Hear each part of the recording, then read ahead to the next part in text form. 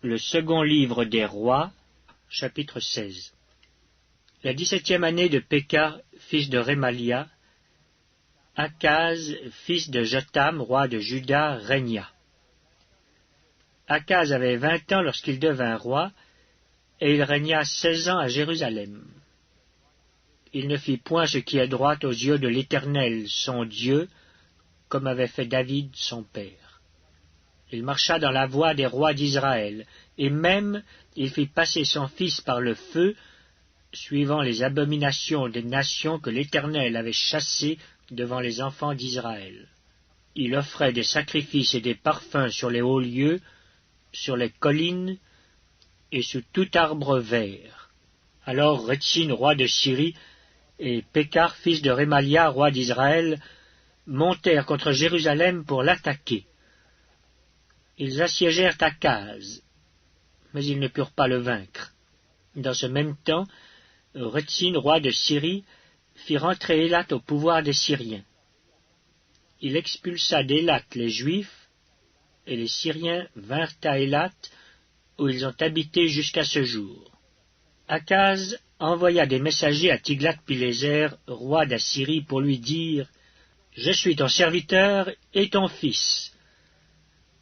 Monte, et délivre-moi de la main du roi de Syrie et de la main du roi d'Israël qui s'élève contre moi. » Et Akaz prit l'argent et l'or qui se trouvaient dans la maison de l'Éternel et dans les trésors de la maison du roi, et il l'envoya en présent au roi d'Assyrie.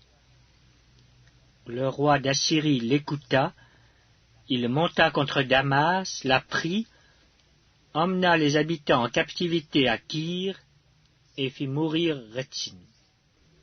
Le roi Akaz se rendit à Damas au devant de Tiglath-Pileser, roi d'Assyrie. Et, ayant vu l'autel qui était à Damas, le roi Akaz envoya au sacrificateur Uri le modèle et la forme exacte de cet autel. Le sacrificateur Uri construisit un autel entièrement d'après le modèle envoyé de Damas par le roi Akaz, et le sacrificateur Uri le fit avant que le roi Akaz fût de retour de Damas. À son arrivée de Damas, le roi vit l'autel, s'en approcha et y monta. Il fit brûler son holocauste et son offrande, versa ses libations et répandit sur l'autel le sang de ses sacrifices d'action de grâce. Il éloigna de la face de la maison l'autel d'airain qui était devant l'Éternel, afin qu'il ne fût pas entre le nouvel autel et la maison de l'Éternel. Et il le plaça à côté du nouvel autel vers le nord. Et le roi Akaz donna cet ordre au sacrificateur Uri: « Fais brûler sur le grand autel l'holocauste du matin et l'offrande du soir, l'holocauste du roi et son offrande, les holocaustes de tout le peuple du pays et leurs offrandes.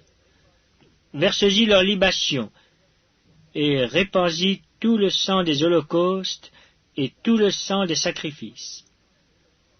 Pour ce qui concerne l'autel d'airain, je m'en occuperai. » Le sacrificateur Uri se conforma à tout ce que le roi Akaz avait ordonné. Et le roi Akaz brisa les panneaux des bases et en ôta les bassins qui étaient dessus. Il descendit la mer de dessus les bœufs d'airain qui étaient sous elle, et il la posa sur un pavé de pierre. Il changea dans la maison de l'Éternel, à cause du roi d'Assyrie, le portique du sabbat qu'on y avait bâti, et l'entrée extérieure du roi. Le reste des actions d'Akaz et tout ce qu'il a fait, cela n'est-il pas écrit dans le livre des chroniques des rois de Juda? Akaz se coucha avec ses pères, et il fut enterré avec ses pères dans la ville de David. Et Ézéchias, son fils, régna à sa place.